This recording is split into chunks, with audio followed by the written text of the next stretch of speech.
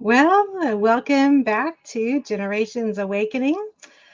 So, this is where we dive into everything church culture and discuss kingdom truths. I'm one of your hosts, Teresa Terrio, and I've got my amazing pastor and husband with me, Leroy Terrio. He is here today to discuss all the things. And today we're going to talk about something that most Christians don't even realize that is happening in their own lives, and that's idols. And I'm not talking about statues, okay, or golden calves. I'm talking about the things that we've allowed to quietly take place in our heart and that we have replaced God without us even noticing it. But the truth is, and most of us would say, well, I don't even have idols. I don't know what you're talking about. But if we're being honest, we probably do. We just don't call it that. And so that's the topic that we're going to be diving in today. So thank you for joining us. Before we get into that amazing topic, I'm going to go ahead and play some video announcements for you. So if you'd be happy to take a look at these, and we'll talk a little bit about some of them right after this. Take a look.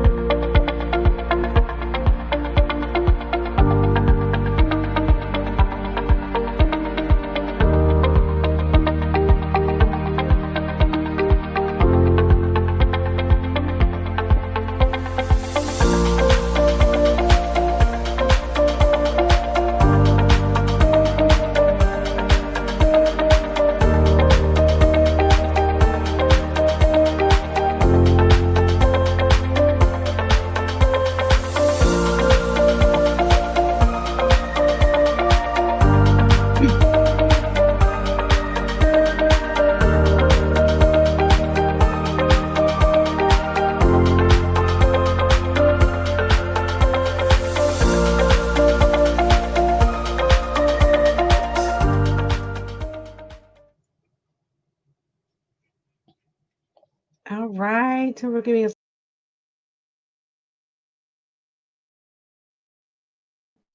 There we are. Okay. Thank you guys for hanging on for that brief technical error there.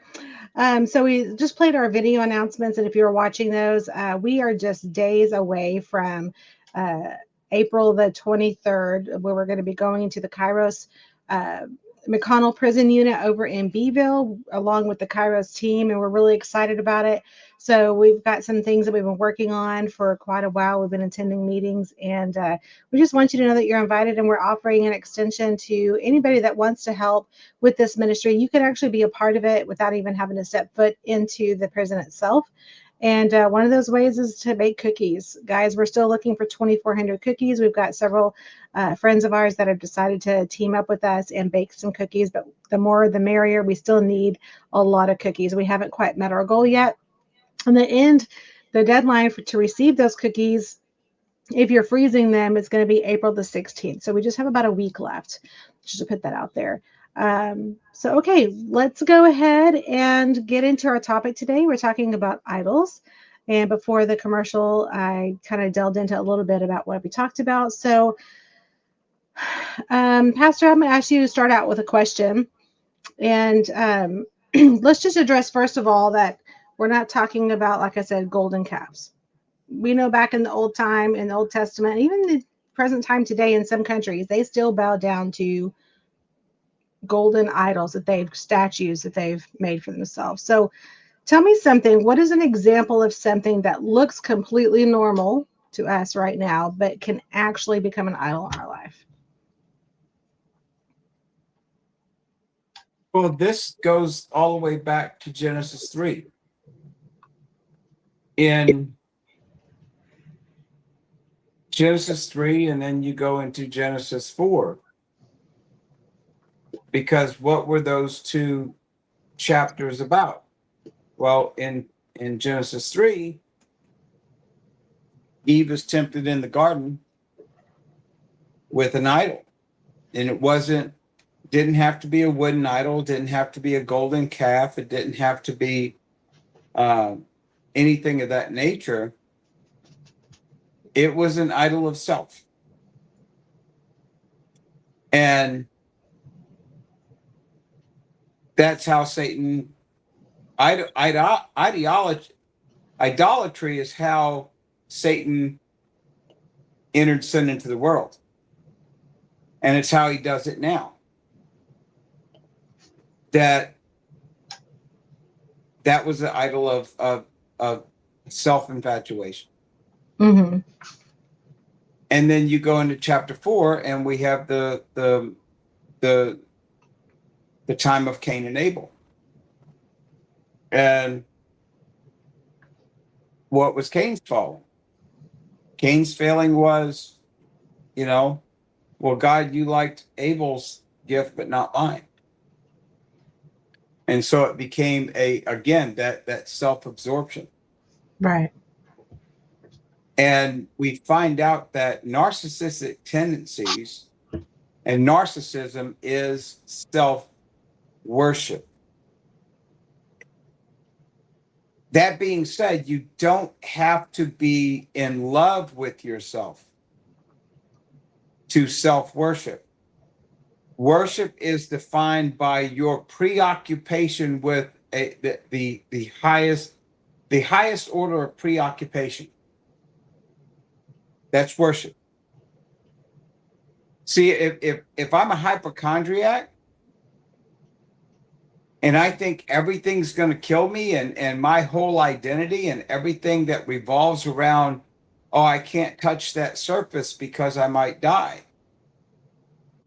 I can't do this because I might be blinded. I can't do that because I might breathe in the wrong pollen.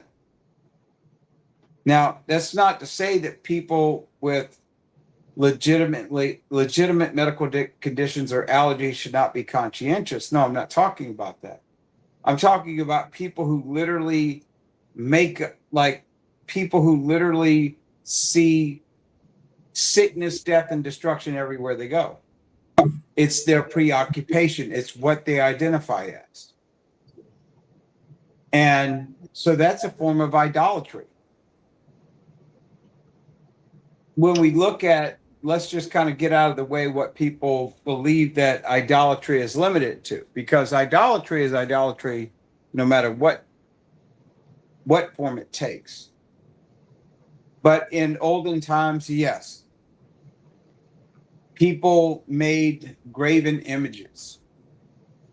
So we know that when the cow or the bull was worshipped in Egypt around the time of Moses. So when Joseph brings Jacob and the family over to Egypt, the text says there are about 70 of them. But in 400 years, because they're in the land of Goshen, and if you look at Egypt right now, you'll see a green strip and a brown desert. And at the top of that green strip, it funnels out into this massive delta that borders the Mediterranean Sea. Well, that massive delta was where the Hebrews got to live in the land of Goshen. And for 400 years, that 70 became millions, to the point where the Pharaoh, who had no longer remembered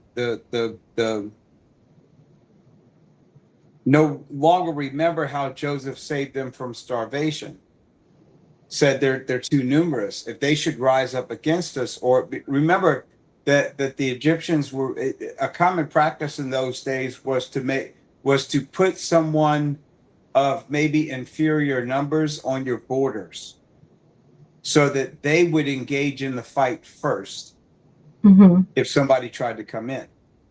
And so what Pharaoh says that they became too numerous. But they were, the Egyptians at that time, I'm sorry, the Hebrews at that time were idol worshipers.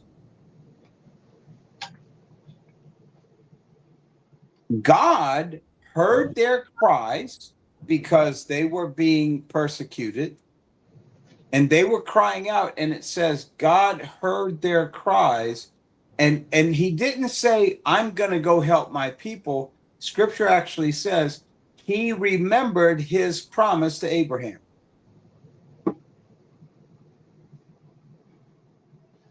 But at that time, they were not following the they were not following Adonai. They were not following the one true God. They were very hedonistic. They were more Egyptian than Hebrew. They had pretty much forgotten the Hebrew. Imagine 70 people showed up 400 years ago, and now, I mean, do you remember your ancestors 400 years ago? You No. know, so Stephen, our oldest, he actually did a genealogy that went all the way back to France. I have somewhere on my phone the names of all the male firstborn that go all the way back to France. The name Theriot. I don't remember them, right? They were idol worshippers. So when they made the gold, when they told Aaron to make the golden calf in the desert, that's what they knew. That's what they were comfortable with. Mm-hmm. Then you go on to Baal and Asherah. Well, Baal and Asherah were idols of the Canaanites. So now when the Hebrews go back to the land of Canaan, which is now Israel, Baal and Asherah were the male and female gods of that time. They were fertility gods. See, they believed that in order to have plentiful children, like to Baal, they had to sacrifice children to Baal to have more children. They believed that. They Mm-hmm. believed Asherah to be a fertility goddess. So if you read in the Old Testament, they would erect Asherah poles on hilltops around Israel.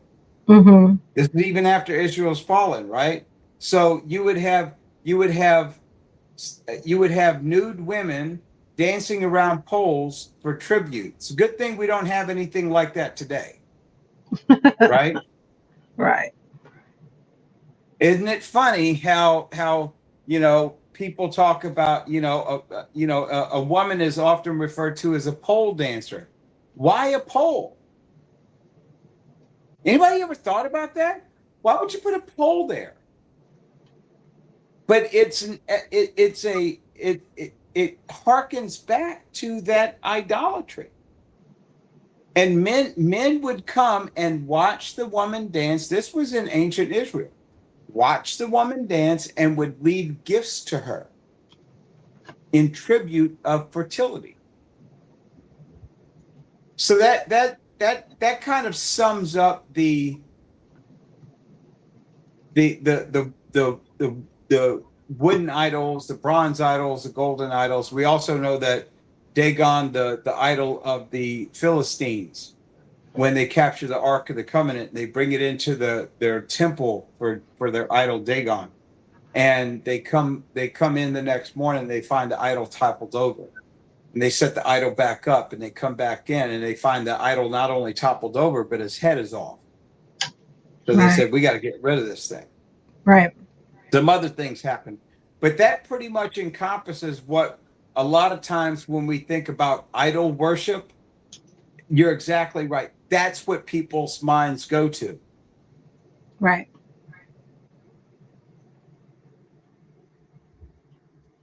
My contention is this.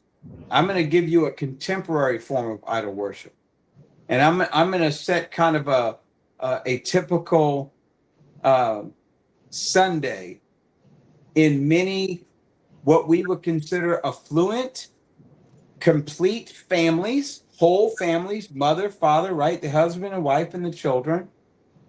And I'm going to focus on the men. Okay.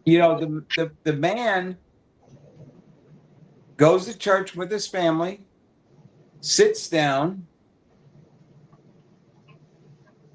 kind of pays attention. Ever since 2012, he's got this in his lap. Guess what he's looking at? Because see, I'm going to tell you right now, I've done a lot of Overwatch. I've done a lot of Overwatch and a lot of camera work. So in working the camera or working security, I'm over people behind them, and I'm the person in the shadows that nobody's paying attention to. I love that because I kind of get to see when people think they're not being watched. They think they're lost in the crowd. Hmm. And I'll see prominent men checking the injury report of their favorite football team. I'll see them checking their fantasy football. I never got into fantasy football. I don't have time for fantasy football. My God, the excuse me, I cannot understand how a grown man. I mean, look, I can't even understand. I know a lot of pastors who like to golf. I can't understand how you got the time to get good at golf. Golf's another one, but let's stick to that one guy, right? So the guy goes to church, even if he doesn't check the scores, he's sitting down, he stands up politely when worship starts, he sits down when the sermon starts, he gets in the car, he goes home, right? Then he gets in front of his television, and it's a really big television. He's got to make sure he's got his jersey on to support the team, right? And he's yelling at the ref when it's a bad call for his team, and he's cheering when his team makes the touchdown. And wah! And if you ever want to watch a pagan, if you ever want to see idolatry going wild, and I'm gonna put this on the saints most of all. That'd be a great Okay, sermon topic, by the way. Idolatry gone wild. idolatry gone wild. Man, y'all Dallas Cowboys, Houston, Texas ain't got nothing on us. Dallas Cowboys, as much as y'all think y'all for your team, y'all ain't got nothing on the sheer lunacy of the Superdome. Mhm. We got a guy. We have black and gold Elvis. We have black and gold Mike Tyson. I'm sure there's a black and gold Trump in there somewhere. There's a black and gold Pope. Oh my. We even got a guy, seriously, they call this guy Whistlehead. He has a custom, he's famous in New Orleans. He's called Whistlehead. He wears a foam hat that is a giant referee's whistle, and he blows a whistle, right? You're talking about people who paint themselves from head to toe and dress up. I've seen black and gold Hulk Hogan's. I've seen black and gold Macho Man Randy Savage. I've seen black and gold, like a Southern Baptist preacher. People dress up as kind of their favorite characters, but they just dress up as black and gold. And 80,000, I think the Superdome can seat somewhere around 80,000 people. And at the time of its construction was the largest indoor sports arena man had ever built. Now, since it's been surpassed, I want to say Cowboy Stadium can fit like 110,000 people, but Jerry Jones kind of cheated. He put some standing room only in there, so he cheaped out on the seats. But you get my point, Hmm. right? People will stand in line for hours, hours to attend a Saints game. The Super Bowl? Oh, people have their tickets bought for 2028. And we ain't even played 26 and 27 yet. The entire town of Green Bay, Wisconsin owns the Green Bay Packers. You have to inherit season tickets. Oh wow. I don't know about you, but if you're willing to sit in 10 degrees below zero, and you know what they call Lambeau Field? The frozen tundra. I can't even get people to show up to church because there ain't enough parking. Right. Well, the AC don't work right. I don't like the color of the carpet. Y'all don't have a good worship band like the place down the street. But yet, people, I mean, look, there are some teams that outright stink. The New York Jets stink. They have stunk for years. Guess what? They have loyal fans. They have loyal fans. Dallas Cowboys been stinking for 30 plus years. They have loyal fans. You know why? Because my grandpappy was a fan. And I grew up hearing about the glory years. So they will follow a football team Two that did. You know how depressing it is for me as you know, coming off an ambulance and walking into a dialysis center and seeing people old and dying on their way to see Jesus one way or another, and they're covered in head to toe in Dallas Cowboy gear. That's their heart. That's the heart of a football fan. It gets, oh, but wait, there's more. If you go to a concert is literally a pagan ritual. A Let me say concert, that again. right? A concert. A concert is a pagan ritual. If you want to get the clearest vision of Satan, right? What was Lucifer? Lucifer was the cherub of worship. So he projected the light and the sound of God out into heaven. You know, I remember so many concerts growing up. I grew up in the golden age of concerts. So I will say I've seen Kiss in concert. I've seen Aerosmith several times. I've seen AC/DC. I've seen all the greats in their prime. We would stand outside for hours. I'm going to tell you a true story. I might not, I've shared so much of my life with my wife as I should, but there was a concert, and this is no lie. The name of this band, true story. Oh, I might have been 19, 18, 19. And I'll have to look because I know the album, so I can probably tell you the year. It was the band's name was Judas Priest. Mm-hmm. We want to talk about idolatry. The band's name was Judas Priest. My ride left me. Bill Summers, if you're listening, I'm talking to you. I love you, Bill. You're probably somewhere out. Bill's a merchant mariner now, so he'll probably have to listen to this months from now. But Bill took off. So I had a ticket, but I didn't have any way there. I hitchhiked. 18, 19 years old. Now you have to picture this. You have to picture a much younger man, long hair, had the whole Bon Jovi thing going on.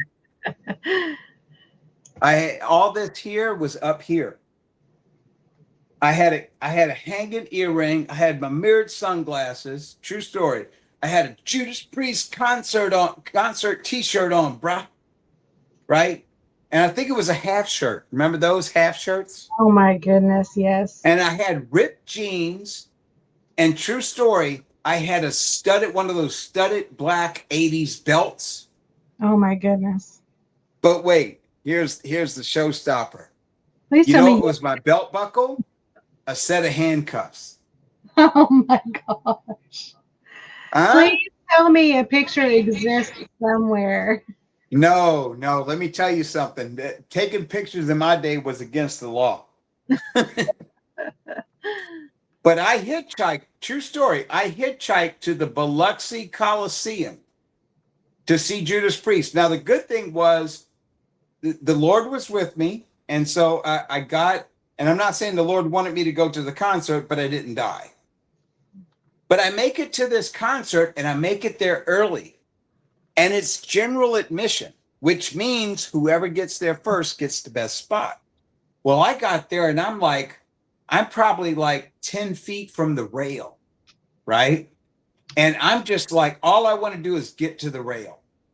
Because the rail is right there where the band comes out at. And I knew every word to every Priest song ever. And it was Rob Halp, the lead singer. It was the lead singer's birthday. But that was the lengths that I was willing to go. That was the lengths we were all willing to go see our favorite band. Right? Yeah. That exists today. So idolatry can be found in football. It can be found in Um, music. Hmm. It's rarely found in movie stars anymore. I hate to say it, but movies don't have the same idolatry that they had, and a lot of it has to do with this thing here, because we still worship, but we worship ourselves, Hmm. right? Never in the history of man has a page, an entire website about yourself been available, Right. right? Now, we post things about the church, and we post things that maybe about events coming up or things like that. I might post something about some classes that I'm having. And so I think that Facebook, social media definitely has its place. Definitely. Teresa is more and more using it effectively to promote our real estate ventures. Teresa is an awesome real estate agent, and she's also a contract coordinator. She works with a wonderful team up in the DFW area, and so Teresa's really good at contracts and paperwork and knowing the legal ins and outs, the do's and don'ts. What she's learning now is how to be an awesome sales agent. And one of the ways that you do that is through social media. So, It's a blessing and a curse. I really wish I could get rid of social media altogether, but it's yes. where all the buyers are, so gotta stay on it. Well, exactly. I'll tell you where our favorite social media is. We have a couple of lawn chairs out in the yard, and we watch the chickens peck the dirt. Yes, it's And the and we best just video and of we my and we life. just yeah, we just marvel at God's creation. We just marvel at the little micro expressions and the personalities that each bird has, and and we love on each other, right? Now, and then here's the thing. Idolatry is also other people. Teresa and I, and not only Teresa and I, but um, I recently took a meeting in that there might be more to come from that. I recently took a meeting in with some people at at one of our pro-life institutions here in Corpus Christi, and we were talking about the dangers of codependency. So codependency is this. Codependency is defined as deriving your value by how much you're needed by others. Hmm. When you get your value, you see your self-worth. Your self-worth is measured in a meter of how you're needed by others. If you're not needed by others, you feel worthless. If you're needed by others, you feel great. Now, God calls us to serve one another. That is true. But when it becomes idolatry, when I started, I worked as a bail enforcement agent some years ago, many years ago, as a matter of fact. Hmm. I think I took my last case 22 years ago, so it's been a minute.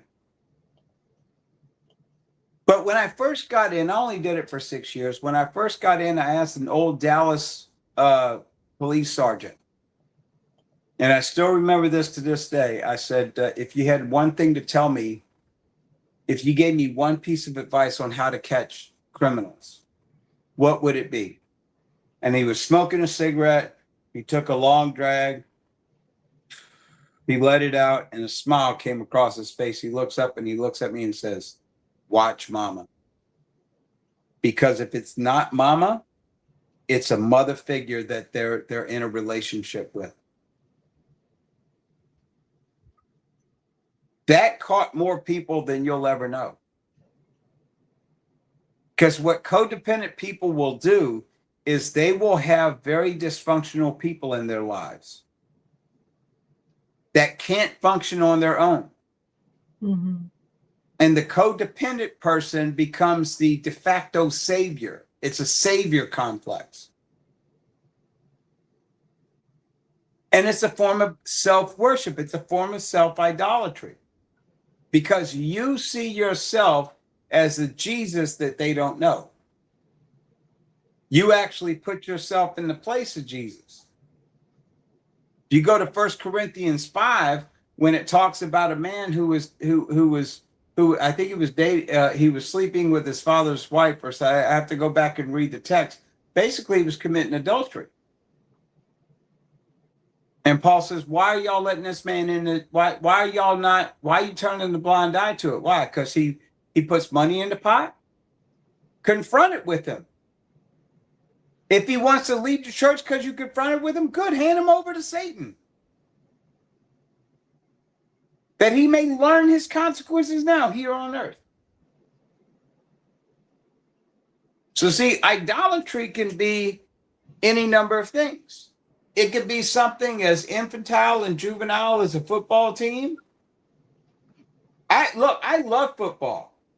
I could probably tell you more about football than most people who have not played the game. I know a lot about football. I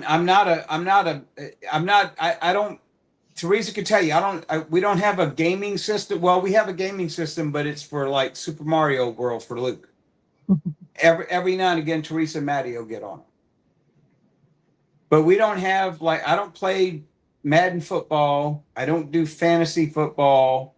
I'm not football. I'll follow the teams. I root for the Saints when they win, or or when they lose, I still root for them. I still follow that somewhat. But I'm talking about an obsession with sports, and it doesn't have to be football. It could be basketball. Now, basketball nowadays, I don't know, man. You might as well, be a 3-point shooting contest. But you could pick a sport. You could pick a person. And with that being said, I can't even, this is what happens a lot in the church as well. Couples who idolize their marriage. What? Yes. Couples who idolize their marriage. So I want to go. We just covered this yesterday. Now, Pastor, I have a question for you. Yeah. Uh, Can I just want to. it's not a question necessarily about the podcast as it is. Just want to see about taking this in a different direction, because I really think that this subject is deep. We could talk about a lot of different things. So Okay. why don't we hit on marriage, because I think that's really good, and maybe close it out with that and do a part 2 next week. Yeah. So let's look at marriage. Luke 14, verse 26. Luke 14, verse 26. If anyone comes to me and does not hate his father and mother, wife and children, brothers and sisters, and his own life also, he cannot be my disciple. Now, is Jesus saying that you hate everyone? Absolutely not. Because we're dealing with the English language, it is always, especially anytime you come across verses like that, you have to go into the expanded Greek in which it was written. He's saying, by comparison,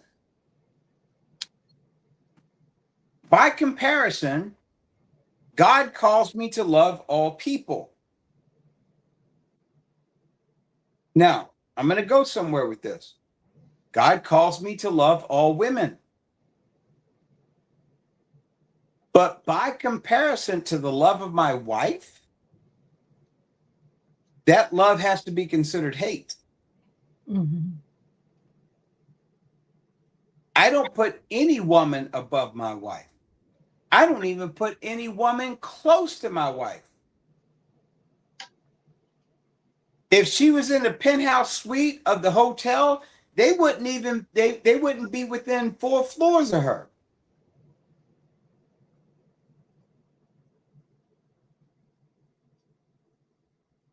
exponentially, by the same rule, I exponentially have to love Christ more than I love my wife. Right. And if I'm not prepared to do that, I'm not worth. Jesus says, I'm not worth. Those words I just read to you are written in red. That means Jesus said them. Mm-hmm. If I am not prepared to hate my wife in comparison to my love for Christ, I'm not worthy to be his disciple. I'm not worthy to enter into heaven. And what we are, it's kind of funny I mentioned football, because my very first church service in 2012, right? 14 years ago, when I came back to the Lord, was football themed. It was actually called the Red Zone series. For you football aficionados, you know that when you're driving down to the goal line, if you're within 20 yards, that's the red zone, right? The plays change, the atmosphere changes, because within 20 yards, you could throw one pass and be in the end zone. So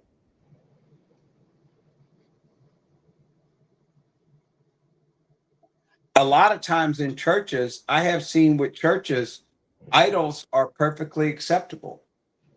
I'm not saying people walk around with Buddha dolls. I'm not saying that graven, carved images or molded images are welcome in the church, but a lot of times churches will put the marriage before God. Mm. Let me say that again. So everybody, don't worry, you didn't misquote me. There are many times where churches will put just because a marriage was ordained by God doesn't mean that marriage hasn't gone off the rails. Right. And let me give you a case in point. And look, this, and truthfully, I've seen this. I'm sure it's the opposite way around, because I've heard testimony from women where women have talked about their husbands, maybe their sexual perversions. And the pastor has told a woman, I don't care if he wants you to swing from the chandeliers naked. You do it. He's your husband. Well, no, the Bible doesn't say that. But more often what we see is if the man is running afoul, let's say the man has a drinking problem, let's say he has a spiritually abandoning problem, the man goes to work, he comes home, he gets down, he sits on a video game and he pays no attention to him. The man, I've seen the man chastised by the church. But if the woman goes, cuckoo, if she's a box of cereal, if she's cuckoo for Cocoa Puffs, I've seen the church say, well, you just got to pray for her. You're her husband. You just got to pray for her. And I've seen women, and this is since the 60s. You can look it up. You don't believe me.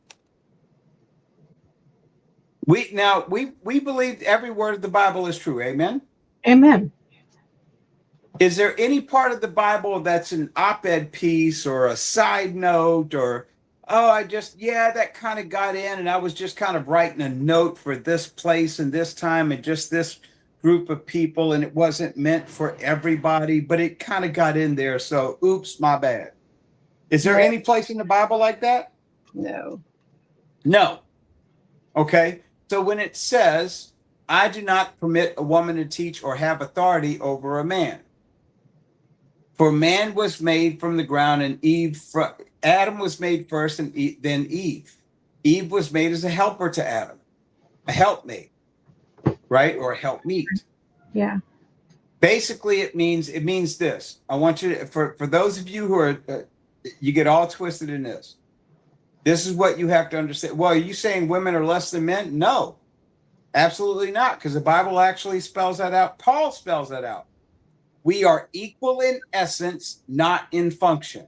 I'm going to say Mm. that again. We are equal in essence, not in function. We are equally important in the eyes of God. God doesn't love me one smidgen more than he loves Teresa. God gives me different responsibilities from Teresa. When you preach, I challenge you to go into your church and preach that. If you don't think that your church is off, if you think your church is in agreement with that, go and preach that to the pastor and his wife. I promise you this: if you call your preacher's wife a pastor, better have your bags packed, because you will see the idolatry come out. The first person that ever left our church, we were informed of the conversation that happened. And the conversation that happened prior to that person leaving our church was, well, he just doesn't understand. Women have, yeah, you have to understand, women have power. And she wasn't the only one to say that, by the way. Teresa's been there before when that word power has been said about women. And it's almost this maniacal, don't understand, women have power.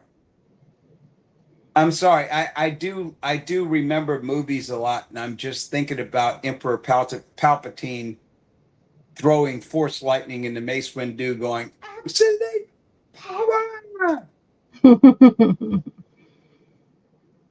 Power is something that without God we crave. Yeah. Power is idolatry. Power is something that Satan himself craved. I will ascend above the throne. I will ascend above the stars. Power is something that's what Satan. Remember, Satan didn't tempt. Satan didn't have a conversation with Adam.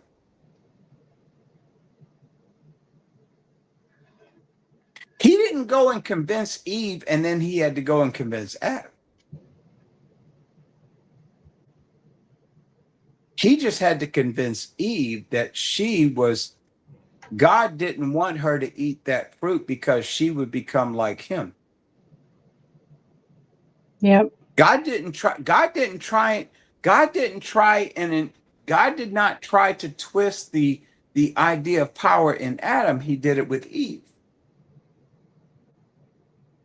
That's the curse of the garden. Now, am I saying all women are like that? No. But I'm telling you, what you see in the church right now, a lot of times, is idolatry. I've said this before. If I had my choice, I could probably count on one hand the number of pastors that I look at and I say, man, that guy has it. That guy doesn't have any ego. He doesn't have an agenda. He reads the Bible and he wants to create the church as it is in the Bible, period. He doesn't want to add anything to it, and he definitely doesn't want to take anything away from it. I've said it many times before. If I had my choice, if I were following my own heart, I wouldn't be a pastor. I wouldn't.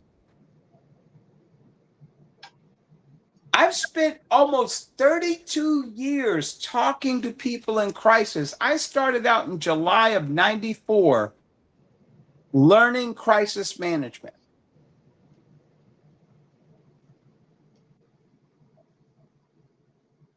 Talking to people, teaching people in crisis management.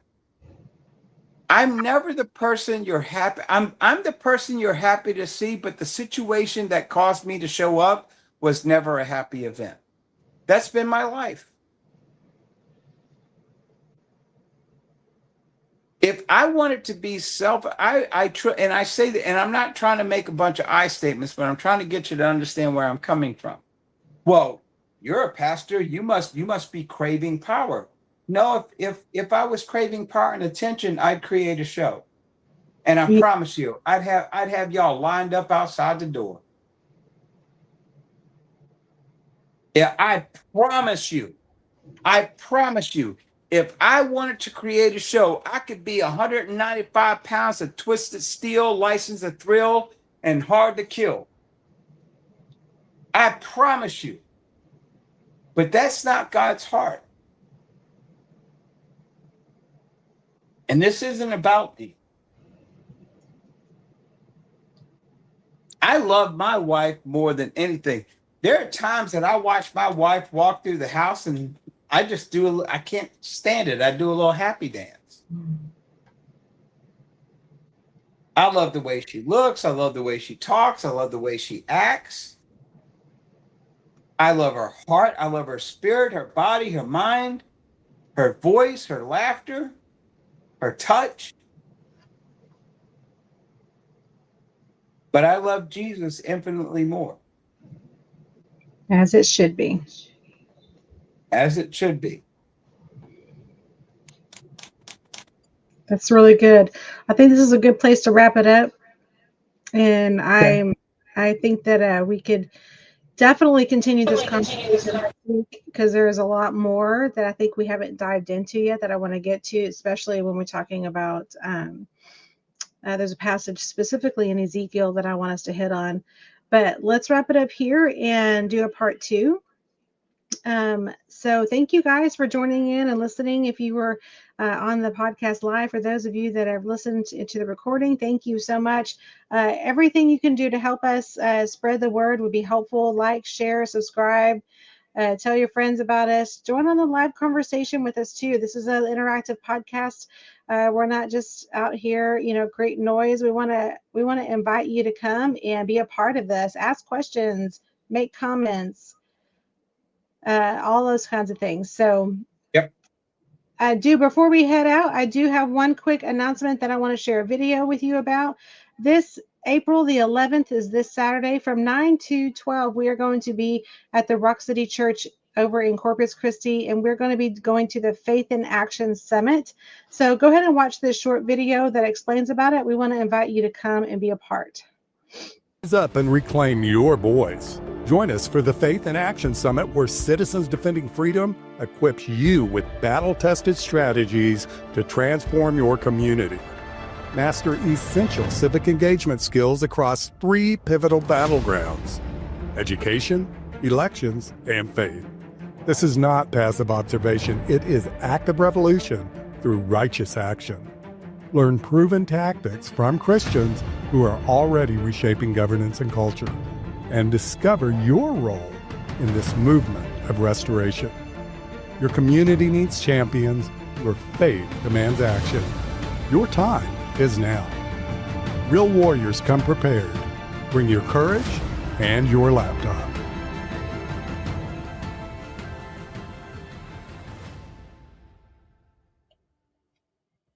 All right. Well, that's going to be exciting. Generations Church is going to be there. We are partnering with Citizens Defending Freedom because we believe it's the right thing to do. It's what the Lord is calling us to do. So we want to invite you to, if you want to be a part of that, you're welcome to come. It's a free event. This April the 11th from 9 to 12. There is a registration required. So if that is something that you're interested in, please reach out to me directly, or you can call the church phone at 361-402-0982. And that phone number is on the screen. Again, if you'd like to register for that event, please let us know and we will get you signed up. And I believe that is all that we have for today. So thank you guys for joining us. And as always, we look forward to seeing you next Thursday.